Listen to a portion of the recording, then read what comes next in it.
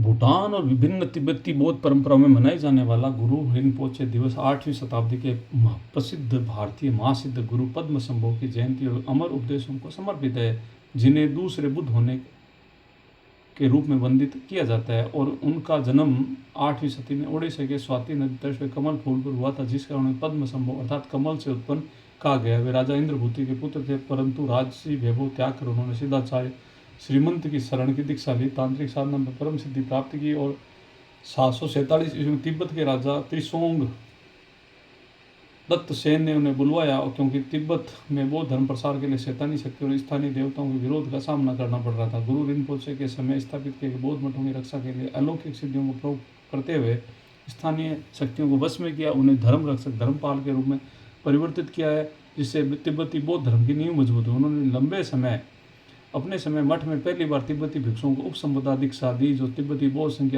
आधिकारिक स्थापना मानी जाती है। इसके अलावा उन्होंने 25 शिष्यों का निर्माण किया, जिन्हें 25 महासिद्ध कहा जाता है। इनके द्वारा रचित बर्मा थग्योर कामा तिब्बती बौद्ध ग्रंथों का अमर खजाना है, जो आज भी निंगमा परंपरा के मूल ग्रंथ और इनकी सबसे प्रसिद्ध 13वां अर्थात छिपे हुए धर्म खजाने की परंपरा है। इसमें उनकी भविष्य की पीढ़ियों के लिए आध्यात्मिक उपदेश मंत्र साधना छिपा रखी। उन्होंने तेरटोन्स अर्थात खोजकर्ता द्वारा उचित समय पर प्रकट किया जाता है। यह परंपरा आज भी जीवित है। गुरु 20वीं शताब्दी में दिल्ली कोंचे रिनपोचे दुजेम रिनपोचे जैसे महासिद्धों ने कई 13वां प्रकट किए। भूटान के गुरु रिनपोचे का विशेष महत्व, क्योंकि 746 ईस्वी में उन्होंने भूटान के पर्वत शिखर टाइगर नेस्ट पर अर्थात त्यांगसांग फैल्गुन में 3 वर्ष तक साधना की और भूटान की रक्षा के लिए स्थानीय देवताओं को धर्म रक्षक बनाया।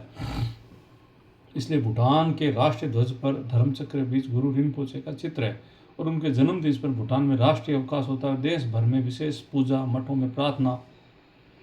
में प्रार्थना सभा और धार्मिक नृत्य संगीत आयोजित किए जाते हैं। तिब्बती बौद्ध परंपरा में उनके 10वें दिन तिब्बती कैलेंडर के अनुसार विशेष महत्व से तेचु कहा जाता है। इस दिन उनके जीवन की घटनाओं का नाटकीय मंचन और चाम नृत्य होता है, जो धर्म रक्षकों की विजय का प्रतीक है। भारत में सिक्किम और अरुणाचल प्रदेश, लद्दाख, हिमाचल प्रदेश, किन्नौर, लॉज, दार्जिलिंग में भी बड़े धूमधाम से मनाया जाता है, क्योंकि गुरु रिनपोचे इन क्षेत्रों में भी अपनी साधनाएं की और बौद्ध धर्म का प्रचार किया। उनके उपदेश का मूल सार है कि सभी जीव बुद्ध स्वभाव के हैं, अर्थात अज्ञान के कारण इसे नहीं पहचानते, और इस अज्ञान को दूर करने के लिए उन्होंने गृह गर्भ तंत्र, योगिनी तंत्र जैसे उच्चतम तांत्रिक साधनाएं प्रदान की, जो आज भी निगम्मा परंपरा के मूल साधन है। और 21वीं शताब्दी में जब विश्व में तनाव, हिंसा और धार्मिक कट्टरता बढ़ रही, गुरु रिनपोचे का उपदेश आज भी प्रासंगिक है, क्योंकि उन्होंने अहिंसा परमो धर्म को केवल सिद्धांत नहीं बल्कि व्यवहारिक रूप से स्थापित की। स्थानीय शक्तियों को बस में करने बजाय धर्म रक्षक बनाकर सहअस्तित्व का मार्ग दिखाया। इसलिए उन्हें वज्र गुरु, अटूट गुरु कहा जाता है, क्योंकि उनका उपदेश कालातीत है। उनकी कृपा सभी भक्तों तक पहुंचे। शुद्ध भाव से उनका स्मरण करते इस दिवस पर विश्व भर में बौद्ध अनुयायियों के मंत्रों ओम आम हूम वज्र गुरु पद्मा सिद्धि हुम का जाप करते हैं, और सभी बातों को दूर करने के लिए आध्यात्मिक सिद्धि प्रदान करने वाला माना जाता है। और इस प्रकार गुरु रिनपोचे दिवस केवल एक धार्मिक उत्सव नहीं बल्कि एक ऐसी सांस्कृतिक और आध्यात्मिक विरासत का स्मरण है, जो भारत से तिब्बत तक, भूटान तक फैली, आज भी विश्व करोड़ों लोगों शांति, करुणा और ज्ञान का मार्ग दिखा रही है।